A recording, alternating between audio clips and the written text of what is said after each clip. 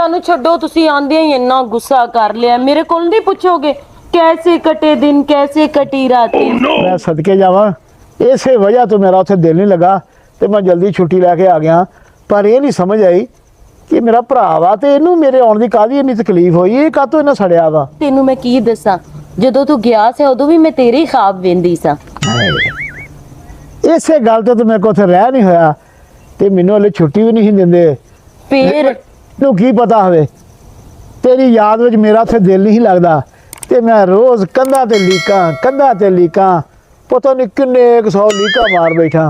तो जो मैं आना से ना हाँ आ पता 2 घंटे क्यों मैं लेट होया क्यों उन्होंने कहा पहले कंध नूं कली कर रंग कर जो लीकां मारियां मिटा के फिर जाना छुट्टी फिर मिलनी है इन्हां दा बेड़ा गर्क हो गई एडे सख्त हुंदे ने लोग नहीं सख्त नहीं उन्होंने हुण की पता कि लीकां कित्थों मारन लिया अंदरों दिल चों लीकां वजदियां ते उन्हां दी कंध खराब हुई ते पहले मैं तो लीक भी नहीं मार